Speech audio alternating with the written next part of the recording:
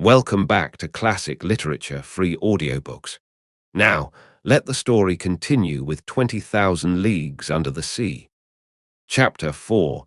Ned Land, Captain Farragut, was a good seaman, worthy of the frigate he commanded.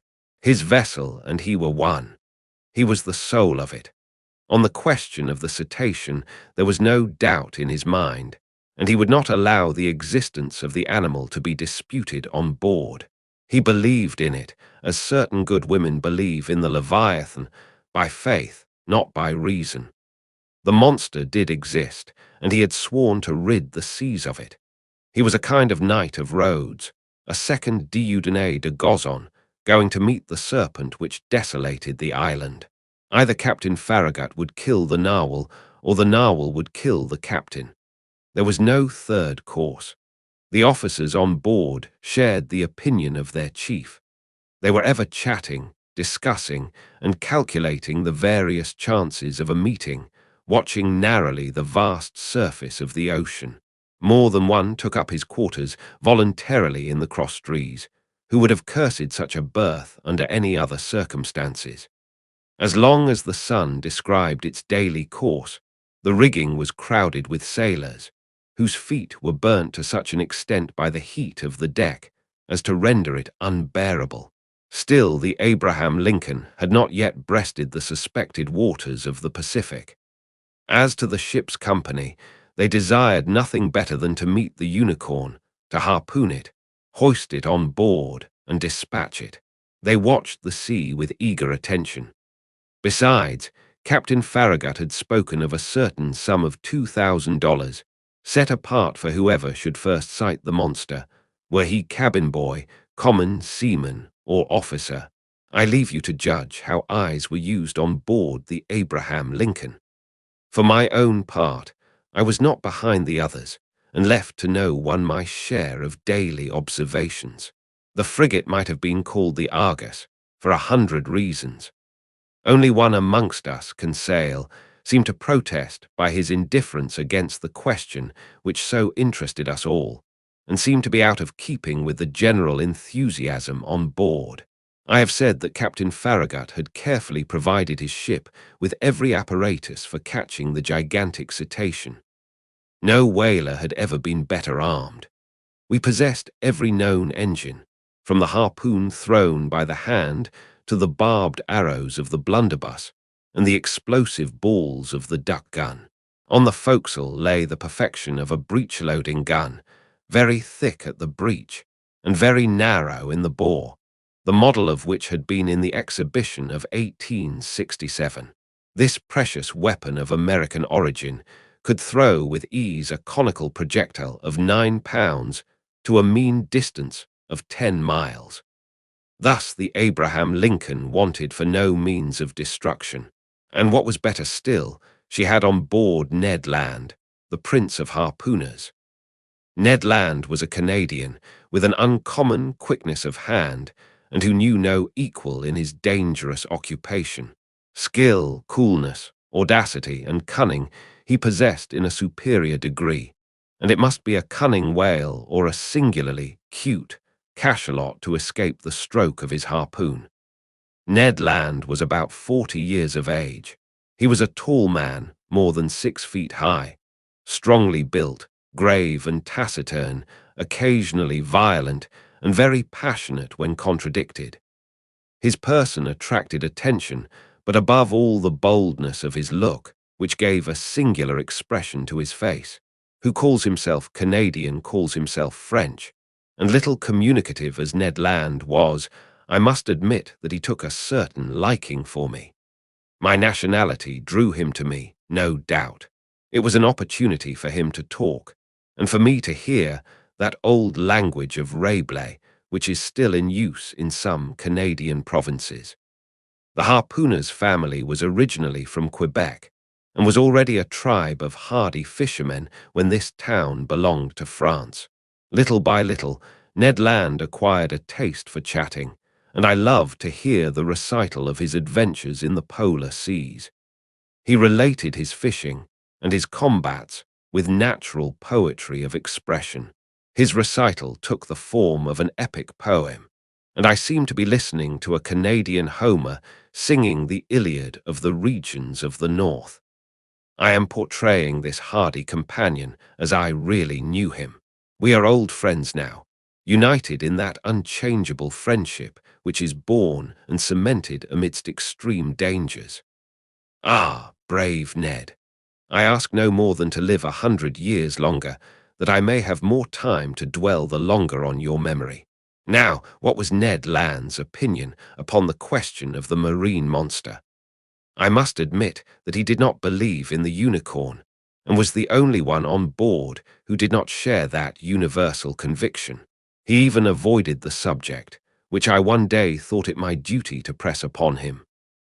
One magnificent evening, the 30th of July, that is to say, 3 weeks after our departure, the frigate was abreast of Cape Blanc, 30 miles to leeward of the coast of Patagonia.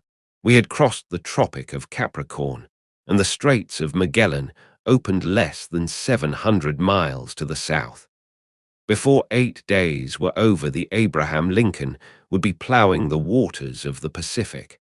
Seated on the poop, Ned Land and I were chatting of one thing and another as we looked at this mysterious sea, whose great depths had up to this time been inaccessible to the eye of man. I naturally led up the conversation to the giant unicorn and examined the various chances of success or failure of the expedition. But seeing that Ned Land let me speak without saying too much himself, I pressed him more closely. "Well, Ned," said I, "is it possible that you are not convinced of the existence of this cetacean that we are following? Have you any particular reason for being so incredulous?" The harpooner looked at me fixedly for some moments before answering, struck his broad forehead with his hand, a habit of his, as if to collect himself, and said at last, "Perhaps I have, Aronnax. But Ned, you, a whaler by profession, familiarized with all the great marine mammalia, you, whose imagination might easily accept the hypothesis of enormous cetaceans, you ought to be the last to doubt under such circumstances." "That is just what deceives you, Professor," replied Ned, "that the vulgar should believe in extraordinary comets traversing space, and in the existence of antediluvian monsters in the heart of the globe, may well be. But neither astronomer nor geologist believes in such chimeras. As a whaler I have followed many a cetacean, harpooned a great number, and killed several. But however strong or well-armed they may have been, neither their tails nor their weapons would have been able even to scratch the iron plates of a steamer. But, Ned, they tell of ships which the teeth of the narwhal have pierced through and through." "Wooden ships, that is possible," replied the Canadian, "but I have never seen it done. And until further proof, I deny that whales, cetaceans, or sea unicorns could ever produce the effect you describe." "Well, Ned, I repeat it with a conviction resting on the logic of facts. I believe in the existence of a mammal powerfully organized, belonging to the branch of vertebrata, like the whales, the cachalots, or the dolphins, and furnished with a horn of defense of great penetrating power." "Hum," said the harpooner, shaking his head with the air of a man who would not be convinced. "Notice one thing, my worthy Canadian," I resumed. "If such an animal is in existence, if it inhabits the depths of the ocean, if it frequents the strata lying miles below the surface of the water, it must necessarily possess an organization the strength of which would defy all comparison." "And why this powerful organization?" demanded Ned. "Because it requires incalculable strength to keep one's self in these strata and resist their pressure. Listen to me. Let us admit that the pressure of the atmosphere is represented by the weight of a column of water 32 feet high. In reality, the column of water would be shorter, as we are speaking of sea water, the density of which is greater than that of fresh water.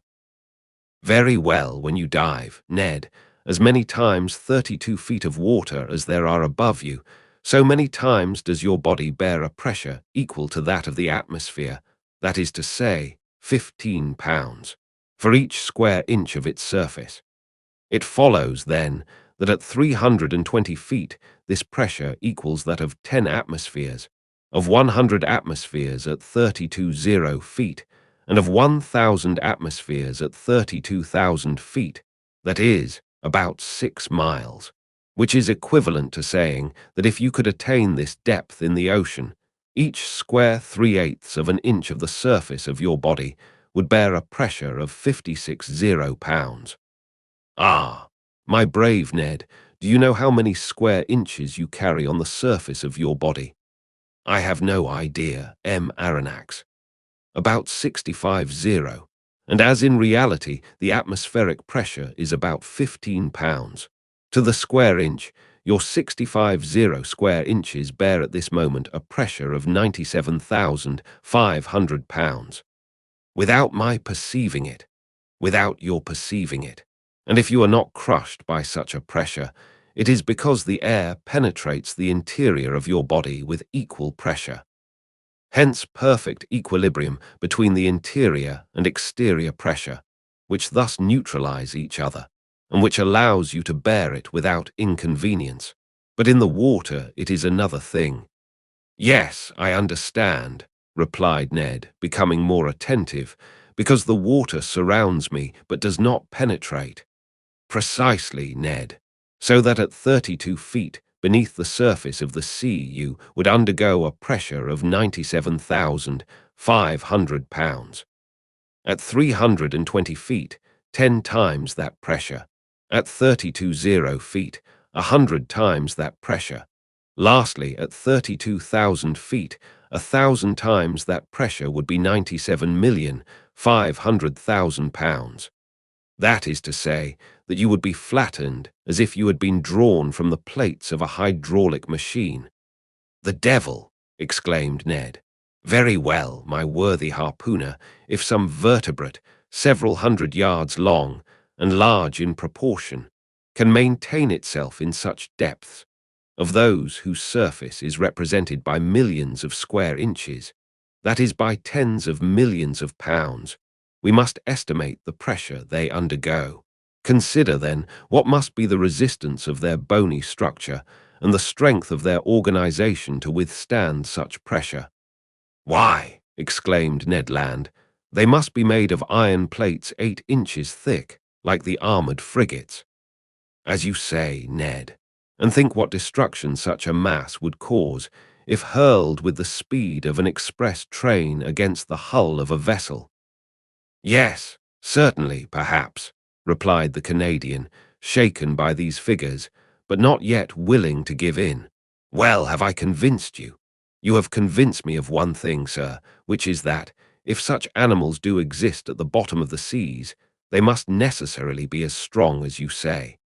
But if they do not exist, mine obstinate harpooner, how explain the accident to the Scotia?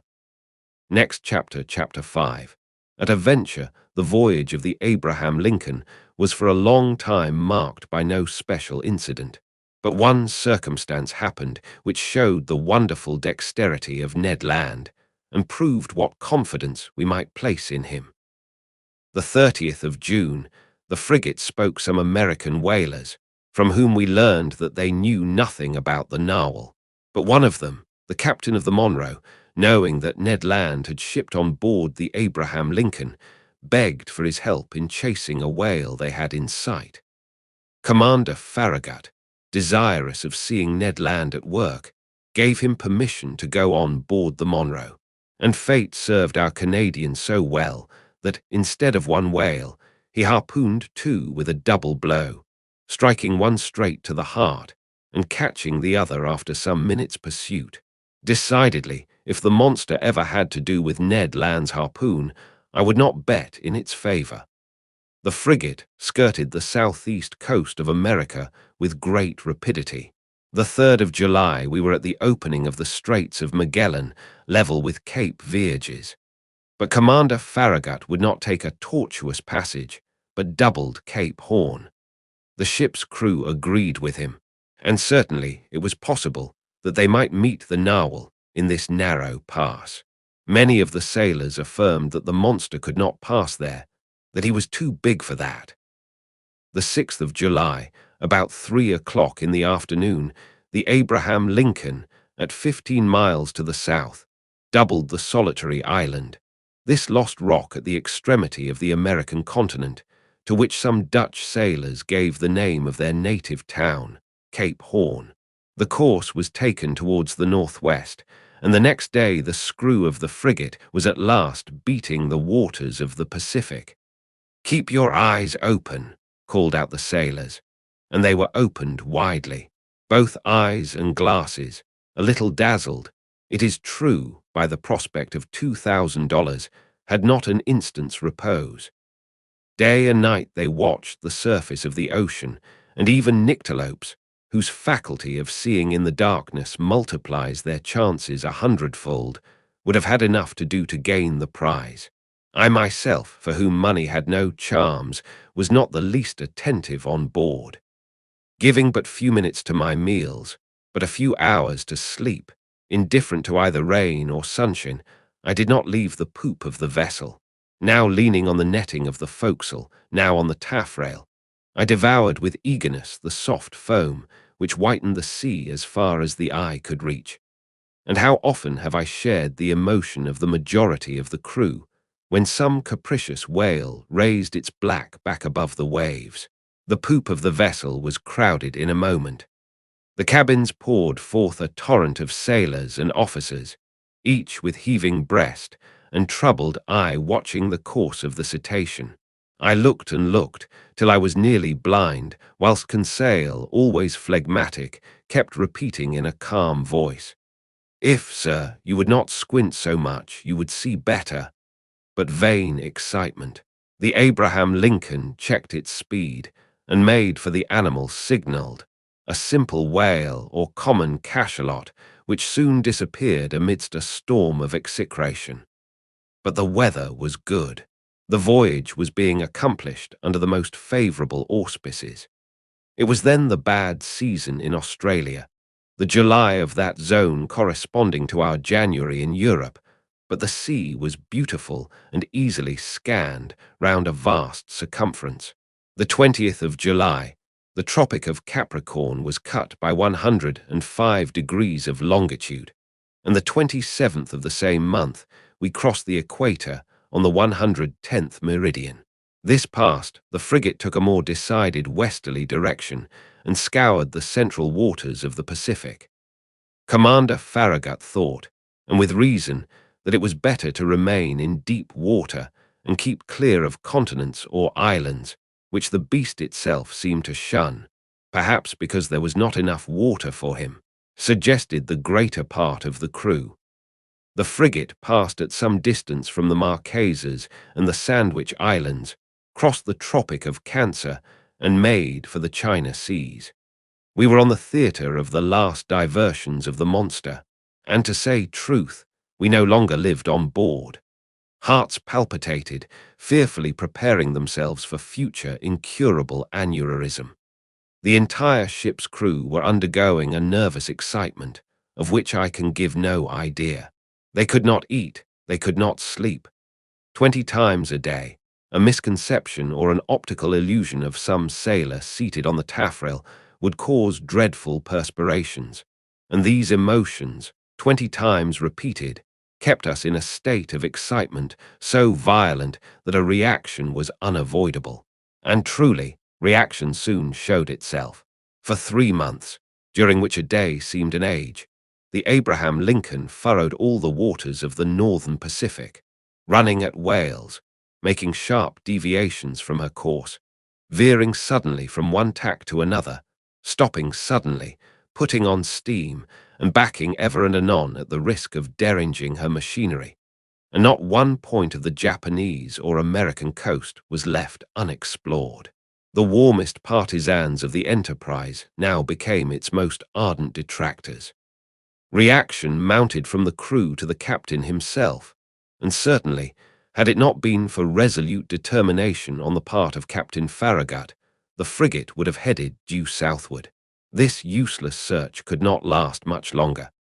The Abraham Lincoln had nothing to reproach herself with. She had done her best to succeed. Never had an American ship's crew shown more zeal or patience. Its failure could not be placed to their charge. There remained nothing but to return. This was represented to the commander. The sailors could not hide their discontent, and the service suffered.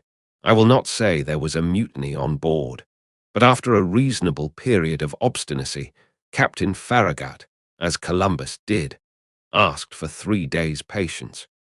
If in 3 days the monster did not appear, the man at the helm should give 3 turns of the wheel, and the Abraham Lincoln would make for the European seas. This promise was made on the 2nd of November. It had the effect of rallying the ship's crew. The ocean was watched with renewed attention. Each one wished for a last glance in which to sum up his remembrance. Glasses were used with feverish activity. It was a grand defiance given to the giant narwhal, and he could scarcely fail to answer the summons and appear. 2 days passed. The steam was at half pressure.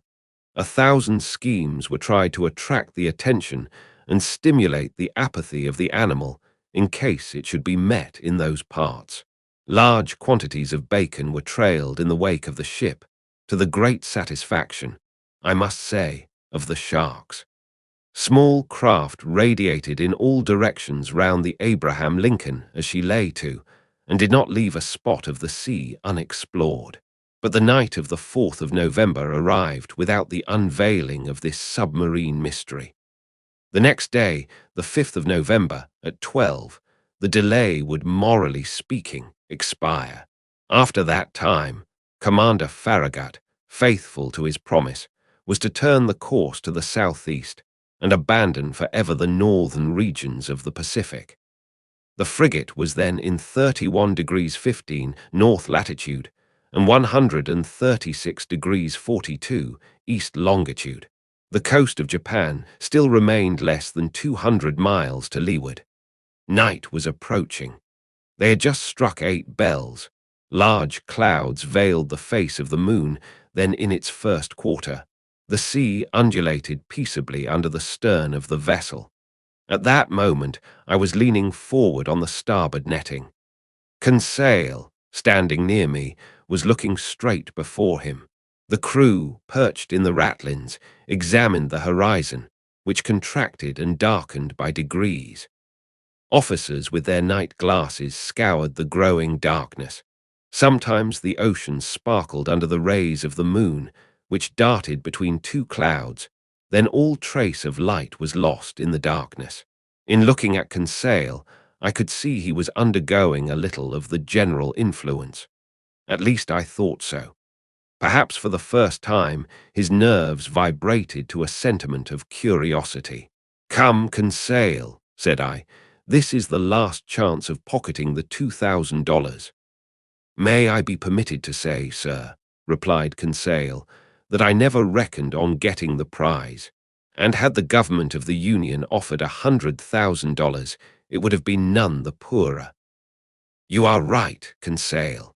It is a foolish affair after all, and one upon which we entered too lightly. What time lost, what useless emotions. We should have been back in France 6 months ago." "In your little room, sir," replied Conseil, "and in your museum, sir, and I should have already classed all your fossils, sir, and the Babirousa would have been installed in its cage in the Jardin des Plantes, and have drawn all the curious people of the capital. As you say, Conseil, I fancy we shall run a fair chance of being laughed at for our pains." "That's tolerably certain," replied Conseil, quietly. "I think they will make fun of you, sir, and must I say it?" "Go on, my good friend." "Well, sir, you will only get your deserts." "Indeed. When one has the honor of being a savant as you are, sir, one should not expose one's self to—" Conseil had not time to finish his compliment. In the midst of general silence, a voice had just been heard. It was the voice of Ned Land shouting, "Look out there! The very thing we are looking for on our weather beam." Next chapter, Chapter 6, at full steam at this cry, the whole ship's crew hurried towards the harpooner. Commander, officers, masters, sailors, cabin boys. Even the engineers left their engines. and the stokers their furnaces. The order to stop her had been given, and the frigate now simply went on by her own momentum. The darkness was then profound, and however good the Canadian's eyes were, I asked myself how he had managed to see, and what he had been able to see. My heart beat as if it would break. But Ned Land was not mistaken, and we all perceived the object he pointed to. At 2 cables' length from the Abraham Lincoln, on the starboard quarter, the sea seemed to be illuminated all over. It was not a mere phosphoric phenomenon. The monster emerged some fathoms from the water, and then threw out that very intense but inexplicable light mentioned in the report of several captains. This magnificent irradiation must have been produced by an agent of great shining power. The luminous part traced on the sea an immense oval, much elongated, the center of which condensed a burning heat, whose overpowering brilliancy died out by successive gradations. "It is only an agglomeration of phosphoric particles," cried one of the officers. "No, sir, certainly not," I replied. "Never did Follades or Salpy produce such a powerful light. That brightness is of an essentially electrical nature. Besides, see, it moves. It is moving forwards, backwards. It is darting towards us." A general cry rose from the frigate. "Silence," said the captain. "Up with the helm, reverse the engines." The steam was shut off, and the Abraham Lincoln, beating to port, described a semicircle. "Right the helm, go ahead," cried the captain. These orders were executed, and the frigate moved rapidly from the burning light. I was mistaken.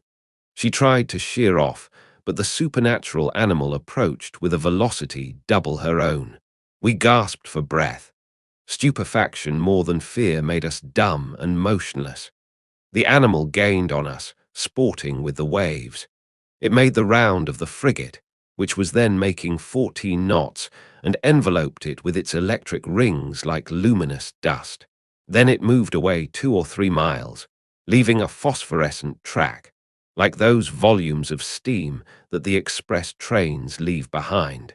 All at once, from the dark line of the horizon whither it retired to gain its momentum, the monster rushed suddenly towards the Abraham Lincoln with alarming rapidity, stopped suddenly about 20 feet from the hull, and died out, not diving under the water, for its brilliancy did not abate, but suddenly, and as if the source of this brilliant emanation was exhausted.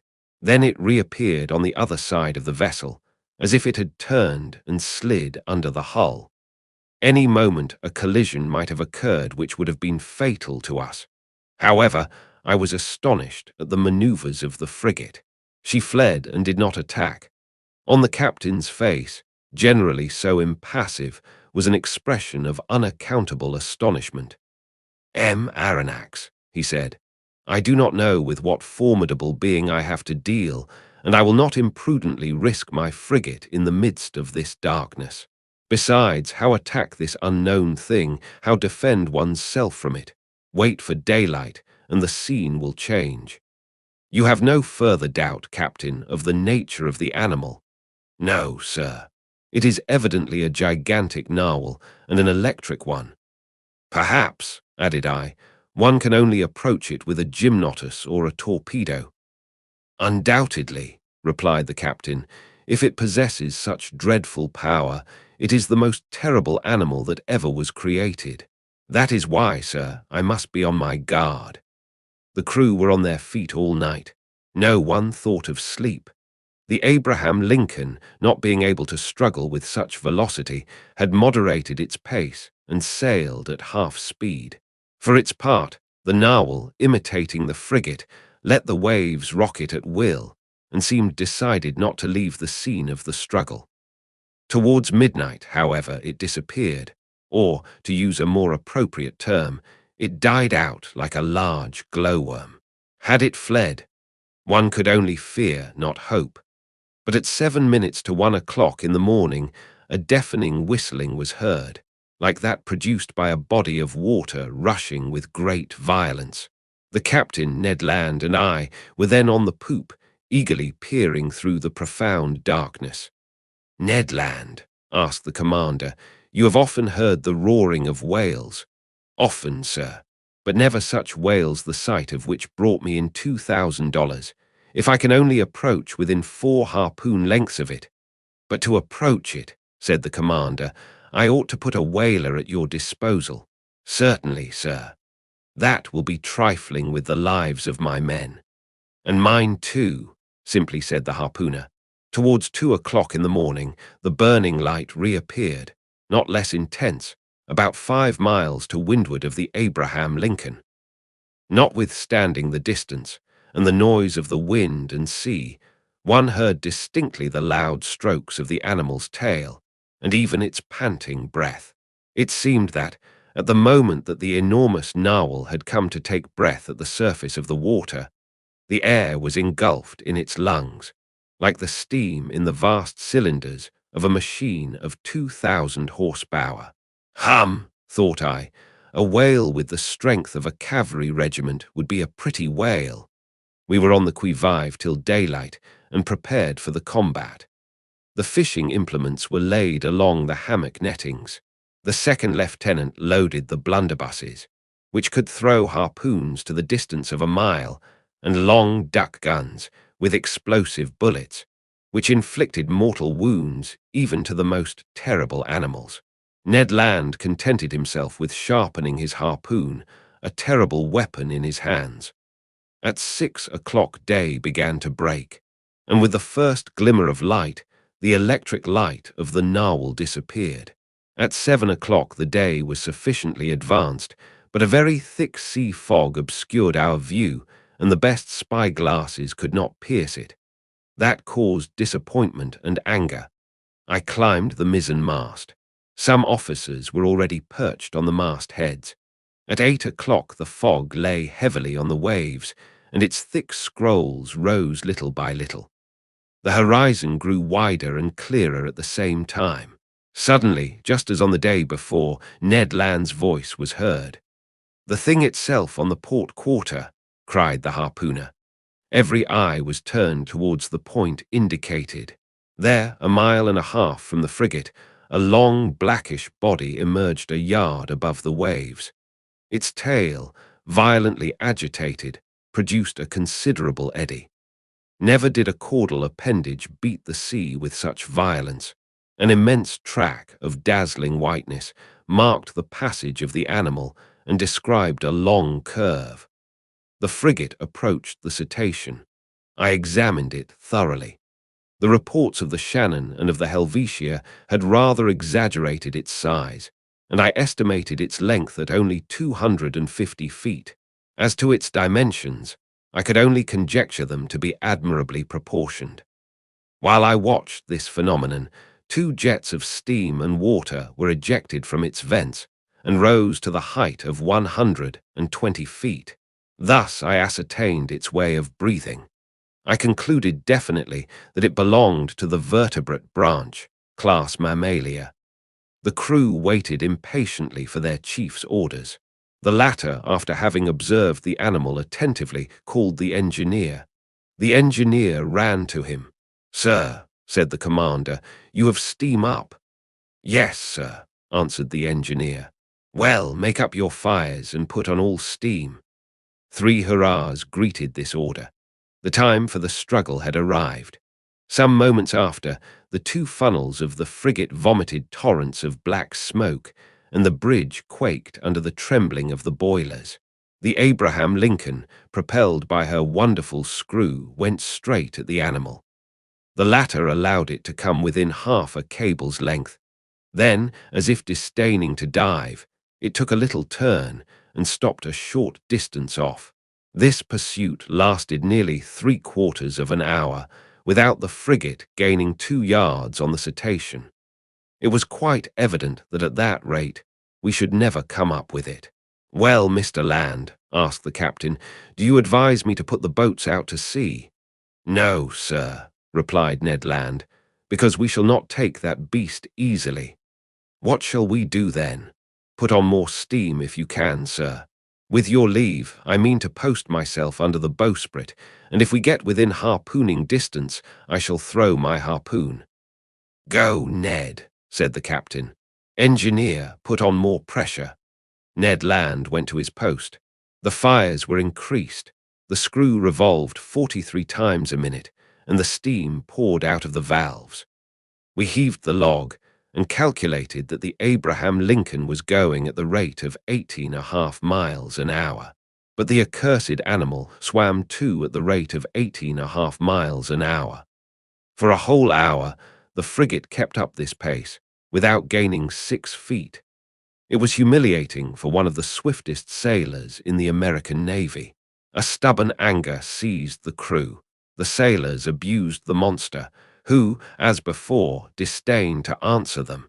The captain no longer contented himself with twisting his beard. He gnawed it.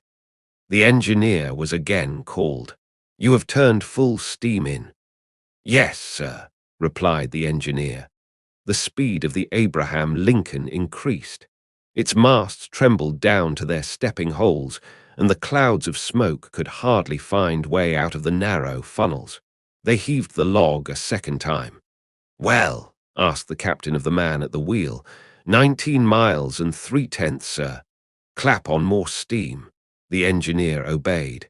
The manometer showed 10 degrees, but the cetacean grew warm itself, no doubt, for without straining itself, it made 19 minutes 3/10 miles. What a pursuit! No, I cannot describe the emotion that vibrated through me. Ned Land kept his post, harpoon in hand. Several times the animal let us gain upon it. "We shall catch it! We shall catch it!" cried the Canadian. But just as he was going to strike, the cetacean stole away with a rapidity that could not be estimated at less than 30 miles an hour, and even during our maximum of speed, it bullied the frigate, going round and round it. A cry of fury broke from everyone. At noon we were no further advanced than at 8 o'clock in the morning. The captain then decided to take more direct means. "Ah," said he, "that animal goes quicker than the Abraham Lincoln. Very well. We will see whether it will escape these conical bullets. Send your men to the forecastle, sir." The forecastle gun was immediately loaded and slewed round, but the shot passed some feet above the cetacean, which was half a mile off. "Another more to the right," cried the commander, "and $5 to whoever will hit that infernal beast." An old gunner with a grey beard, that I can see now, with steady eye and grave face, went up to the gun and took a long aim. A loud report was heard, with which were mingled the cheers of the crew. An old, grey-bearded gunner. The bullet did its work. It hit the animal, but not fatally, and sliding off the rounded surface, was lost in 2 miles' depth of sea. The chase began again, and the captain, leaning towards me, said, "I will pursue that beast till my frigate bursts up." "Yes," answered I, "and you will be quite right to do it." I wished the beast would exhaust itself, and not be insensible to fatigue like a steam engine, but it was of no use. Hours passed, without its showing any signs of exhaustion. However, it must be said in praise of the Abraham Lincoln that she struggled on indefatigably. I cannot reckon the distance she made under 300 miles during this unlucky day, November the 6th. But night came on and overshadowed the rough ocean. Now I thought our expedition was at an end, and that we should never again see the extraordinary animal. I was mistaken. At 10 minutes to 11 in the evening, the electric light reappeared 3 miles to windward of the frigate, as pure, as intense as during the preceding night. The narwhal seemed motionless. Perhaps, tired with its day's work, it slept, letting itself float with the undulation of the waves. Now was a chance of which the captain resolved to take advantage. He gave his orders. The Abraham Lincoln kept up half steam, and advanced cautiously so as not to awake its adversary. It is no rare thing to meet in the middle of the ocean whales so sound asleep that they can be successfully attacked, and Ned Land had harpooned more than one during its sleep. The Canadian went to take his place again under the bowsprit. The frigate approached noiselessly, stopped at 2 cables' lengths from the animal, and following its track. No one breathed. A deep silence reigned on the bridge. We were not 100 feet from the burning focus, the light of which increased and dazzled our eyes. At this moment, leaning on the forecastle bulwark, I saw below me Ned Land grappling the martingale in one hand, brandishing his terrible harpoon in the other, scarcely 20 feet from the motionless animal. Suddenly his arm straightened, and the harpoon was thrown. I heard the sonorous stroke of the weapon, which seemed to have struck a hard body. The electric light went out suddenly, and 2 enormous waterspouts broke over the bridge of the frigate, rushing like a torrent from stem to stern, overthrowing men and breaking the lashings of the spars. A fearful shock followed, and thrown over the rail without having time to stop myself, I fell into the sea. And that wraps up Chapter 6 of 20,000 Leagues Under the Sea. If you enjoyed it, please like the video and share your thoughts in the comments. Want to keep listening? Head over to the next chapter and let it play in the background while you relax or work. Links are in description. Don't forget to subscribe and tap the bell so you'll be notified when the next chapters are released. Thanks for listening.